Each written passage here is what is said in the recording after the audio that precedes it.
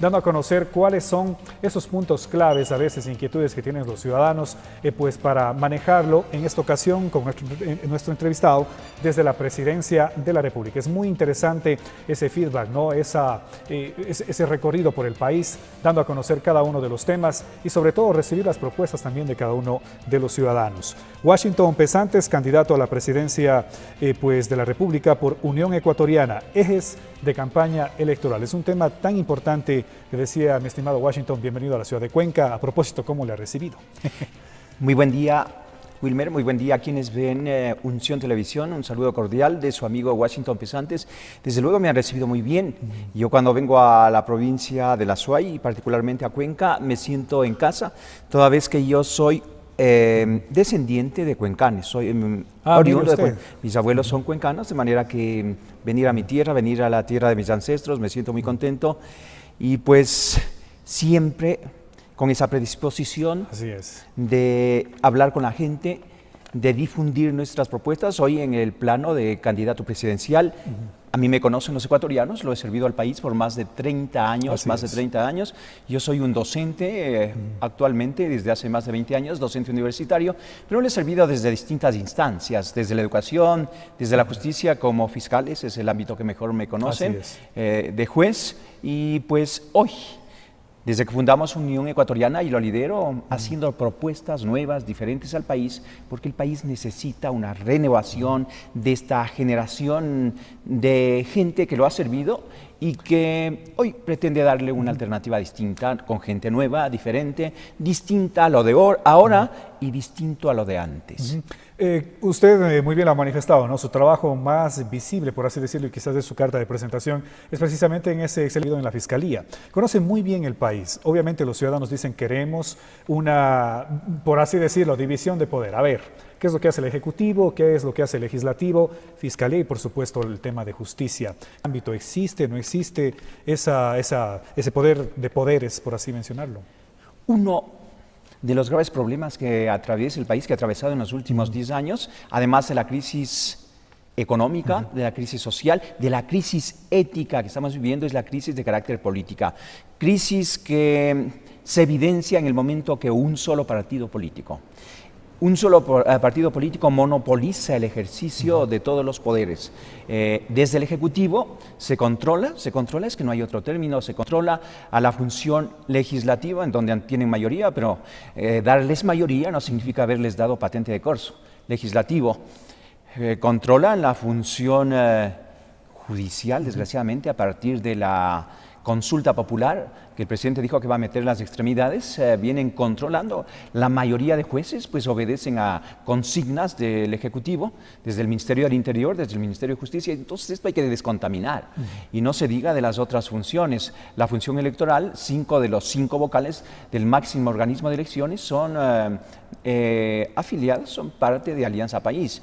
No se diga el Consejo de Participación Ciudadana, este quinto poder, esta institución que no tiene ninguna tradición jurídica en nuestro país, y creo que en América Latina. Es una novelería que copiaron de la Constitución venezolana, lo tiene Venezuela y lo tiene Bolivia. El Consejo de Participación Ciudadana, que ha sido el encargado de nombrar las principales autoridades en este país, de manera que hay lo que se suele decir en derecho constitucional, un hiperpresidencialismo, demasiadas funciones del Ejecutivo. Esto se puede cambiar solamente cambiando también la Constitución, con una asamblea constituyente. No hay otra fórmula si quiere cambiar la estructura del Estado para democratizar, para institucionalizar el país. Es lo que nosotros proponemos. Los otros candidatos pues ya no están hablando sino de maquillajes, de cambios cosméticos, es decir, pretenden continuar con los instrumentos que nos ha dejado el correísmo. Bueno, usted acaba de mencionar un punto tan importante, el Consejo de Participación Ciudadana, ¿no? Al ser el que coloca o el que ubica a las autoridades, debe ser el más independiente del Estado, ¿no? Desde luego, y quizás eso no se ha observado. Para nada ha servido como una cortina de humo, alguien diría, perdóneme el término, una alcahuetería para nombrar. Hoy mismo están en el concurso. Ellos nombran a Defensoría del Pueblo, por ejemplo. A ver, Contralor, organismos de control, que es fundamental. O sea, Contralor, fiscal, procurador, todos los superintendentes, Consejo Nacional de la Judicatura, y desde ahí pues a los jueces, Corte Constitucional, Se nombra también a los jueces de la Corte Nacional. Es decir, la estructura básica del Estado parte del Consejo de Participación Ciudadana. Sus atribuciones son nombrar a las autoridades y luchar contra la corrupción. En cuanto a lucha contra la corrupción, en estos 8 años de creación del Consejo, cero, absolutamente nada a judicializar, ni siquiera los ha hecho público, ninguna investigación. Y en otro ha servido para que los aliados del movimiento gobernante accedan a los puestos de poder. Existe un verdadero monopolio e insisto que hay que democratizar el país. Y definitivamente cerquita está la fiscalización, muy cuestionada esta comisión en la Asamblea Nacional. Definitivamente ahí deben estar asambleístas probos completamente. Bueno, la fiscalización debe ser impulsada desde la ciudadanía. La Constitución establece los organismos de control y desde ahí nos quedan debiendo en cuanto a fiscalización. Nosotros, a diferencia de los otros candidatos, a quienes respeto desde luego por el país no quiere más enfrentamientos, quiere propuestas, quiere parar la violencia verbal de estos últimos 10 años, pero a diferencia de los demás candidatos, yo sí sé fiscalizar. Me he especializado en fiscalizar. Cuando ejercí la fiscalía, yo soy una persona que llegó a la fiscalía después de una carrera, Wilmer, de aproximadamente 10 años, comencé en el 99, fui fiscal provincial de Pichincha en el 2004 y luego en el 2007 cuando gané el concurso de fiscal general. Fiscalicé los actos que debían fiscalizarse de manera autónoma, independiente de las demás funciones del Estado, básicamente del Ejecutivo. Es así como yo enjuicié al ministro de Deportes, los procesos que hoy parecen tener ahora recién solución de continuidad con sentencias, enjuicié a la ministra de Salud en el caso ambulancias, que es realmente un caso de peculado. Y ahora que está inquietando mucho, ¿no?, el tema este de Odebrecht.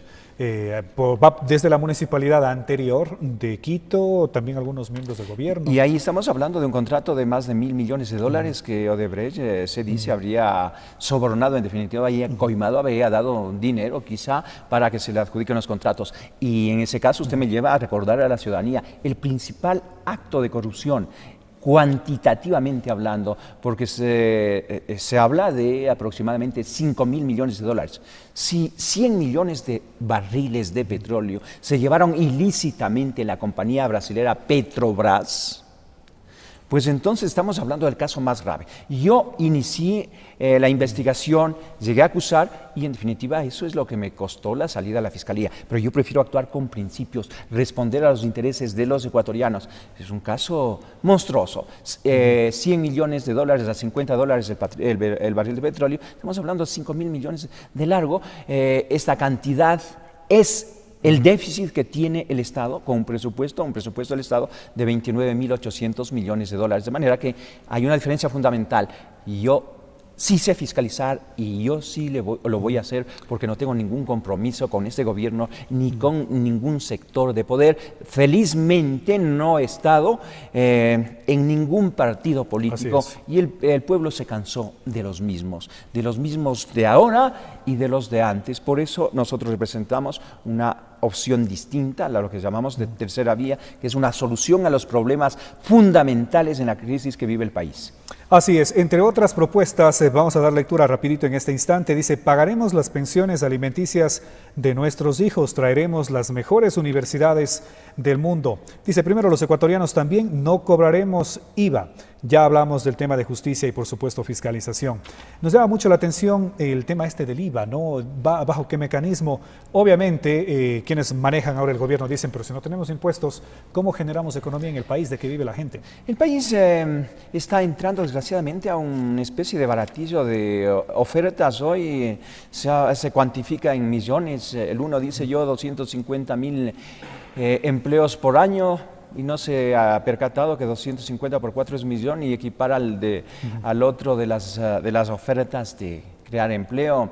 Algunos dicen casas sin entrada y sin salida, eliminar IVA. Hay que ser serios. Nosotros decimos con claridad, aquí existen más de 60 tributos divididos en impuestos, tasas, contribuciones, salvaguardas. Hay que racionalizar. Los principales impuestos son el IVA y el impuesto a la renta. Creemos que el 12% es suficiente. Hay que bajarlo al 10%. Es nuestra aspiración. Después que se cumple el año, porque subieron de 12 a 14%, por los hermanos de Manabí, por el terremoto, cuando se cumple el año hay que bajarlo a 10%. Pero, paradójicamente, contrariamente a lo que algunos creen, el hecho de bajar al 10 implica mayor recaudación. Cada punto del IVA es aproximadamente 500 millones de dólares. Nosotros hacemos una propuesta totalmente diferente, novedosa. Cada mes, 3 días al mes, un fin de semana, podrán comprar productos nacionales, los ecuatorianos, sin el pago de IVA.